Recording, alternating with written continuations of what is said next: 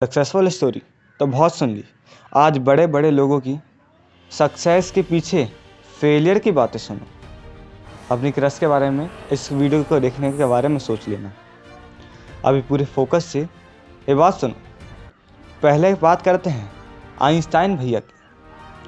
क्या तुम्हें पता है कि ये जब 4 साल के थे ना, तब भी इन्होंने बोलना नहीं सीखा था।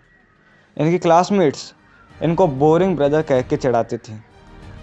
बड़े बड़े लड़के इन्हें चटाई चट खूब मारते थे। जब जी 11 साल के थे ना, तो उनके प्रिंसिपल ने कहा था कि ये डिपेंड नहीं करता कि आइंस्टाइन बड़े होकर क्या चूज़ करेगा, क्योंकि ये कभी भी सक्सेसफुल नहीं हो पाएगा। और आज देखो, परेशानी तो आनी ही है, बस तुम्हें से फेस करना सीखना है। एवलिन एक बहुत बड़ी इंस्ट्रूमेंट आर्टिस्ट है बाहर की। तुम तो बड़े ज्ञानी हो, तुम्हें तो पता ही होगा कि इतने बड़े इंस्ट्रूमेंटल आर्टिस्ट है लेकिन बहरी है। ये कुछ सुन ही नहीं सकती थी, फिर भी कैसे इतनी बड़ी इंस्ट्रूमेंटल आर्टिस्ट बन गई। जब ये 11 साल की थी ना, तब से सुन नहीं सकती थी। इनके टीचर ने एडवाइस दिया कि इसे बहरे बच्चों के स्कूल में भेजो, और ये वहाँ गई भी, वहाँ पढ़ा भी। एक दिन इन्होंने एक बंदे को जाइलोफोन बजाते हुए देखा, सुना, तो इनका मन भी देखने को, सीखने को। इनके जितने भी टीचर्स थे ना, सब कहते थे कि तुमसे ना हो पाएगा, लेकिन इनको खुद पर विश्वास था। इन्होंने फिर जाइलोफोन सीख के बताया। रैनफोर्ड्स, जिन्होंने इन पे विश्वास किया, उन्होंने कहा कि एवलन के कान से मत सुनो, कोई दूसरे सेंस का उपयोग करो। जब हाई बीट आती थी तब इन्हें लेग्स में वाइब्रेशन होती थी और लोअर बीट में हैंड में। ऐसे वह धीरे धीरे सेंस करने लगी थी। ये पागलों टाइम मेहनत करती थी, और जब ये 18 की थी ना, तो इन्होंने रॉयल म्यूजिक एकेडमी, मतलब सबसे बड़ी उस समय की हिस्ट्री सबसे ज़्यादा मार्क्स लाए, ये मल्टी इंस्ट्रूमेंटल आर्टिस्ट बन गई।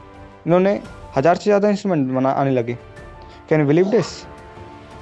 एक बहरी लड़की इतनी बड़ी आर्टिस्ट बन सकती है। इन्होंने अपना सक्सेस का राज खुद पे विश्वास और सबसे ज़्यादा हार्ड वर्क तो किया ही, मतलब जितने भी उनके साथ के थे सबसे ज़्यादा।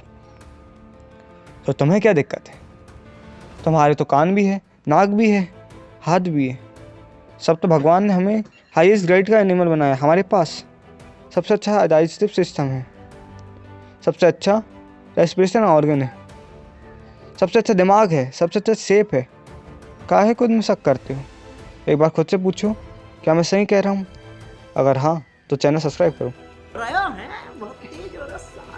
स्टीव जॉब्स की सबसे बड़ी विफलता जब इन्हें अपनी ही कंपनी से निकाल दिया गया, तब ये बहुत डिप्रेस थे, बहुत ज़्यादा एंग्जियस थे।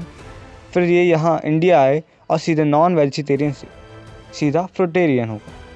यहाँ पूजा पाठ करके ये एकदम अपने इंडिया को कंट्रोल कर लिए। और एक समय ऐसा आया था कि जिन्होंने निकाला था ना, उन्होंने इनके पैर पड़ के वापस बुलाया। तुम सोचो, अगर बाहर का इंसान इतना सीख रहा है इंडिया से, तो तुम क्यों नहीं सीख सकते? तुम तो इंडिया में रहते हो। एक टिप दे रहा हूँ, ज़िंदगी में एक बार भगवद गीता जरूर पढ़ना। एक एडवाइस जो लोग देते हैं कि ज़िंदगी में एक बार भगवद गीता जरूर पढ़ना, ये मैंने भी पढ़ के देखा और रियल में बहुत काम की चीज़ है। और ये हिंदी में भी है, इंग्लिश में भी है। जाओ और पढ़ो और चैनल को सब्सक्राइब करो। एलन मस्क, जब इनके पास $100 मिलियन थे ना, तब ये आराम से अमीर बैठकर घूम सकते थे। लेकिन इन्होंने स्पेस एक्स खोला और 4 बार फेल हुए और सारे पैसे ख़त्म। उन्होंने खुद के बंगले को बेचकर एक किराए के घर में रहकर पैसा जमा कर भी फिर से ट्राई किए। अब उन्होंने कहा, या तो मैं मर जाऊंगा या तो मैं सक्सेसफुल हो जाऊंगा। और इसे कहते हैं एक और बार ट्राई करने की पावर। तो सुनो ही मत, एक बार और ट्राई करो। और अब ज़रा एक इंडियन की बात कर लेते हैं। देखो, वैसे आप एलन मस्क को देख सकते हैं, इतने मतलब उस समय कंगाल होने की हालत में थे, लेकिन आज दुनिया के सबसे अमीर इंसानों में से गिने जाते हैं। अब नेक्स्ट आता है एक Indian founder and CEO of BadaBiz.com। तो इन्होंने जब ये 3 साल के थे ना, तब इनके फादर की डेथ हो गई।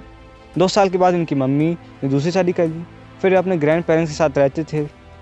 इनके ज़िंदगी में कुछ बचा ही नहीं, तो 19 साल की उम्र में इन्होंने संन्यास ले लिया था। 4 साल संन्यास लेकर पूरी इंडिया वगैरह कंट्रोल तो हो आई गई थी। तब उनके गुरु जो थे ना, उन्होंने कहा कि तुम नॉर्मल ज़िंदगी रहकर लोगों की ज़्यादा मदद कर सकते हो। यहाँ पे वो लिमिटेड हैं, बस में मतलब नॉर्मल ज़िंदगी में अनलिमिटेड, जितना ज़्यादा पैसा उतना कमाई कर सकते, उतना ज़्यादा लोगों की भलाई कर सकते हैं। उन्होंने कहा था कि भगवद गीता को कभी मत भूलना, आज इनकी कंपनी $10 बिलियन की है। भगवद गीता ने मेरी भी ज़िंदगी बदली है, एक बार ज़रूर पढ़ना। ये कोई प्रमोशन पेड प्रमोशन तो है नहीं, फिर भी एक बार ज़रूर पढ़ना। इसी बात में चैनल को सब्सक्राइब कीजिए और वीडियो को लाइक कीजिए, और अगली वीडियो किस में बनाओ कमेंट जरूर।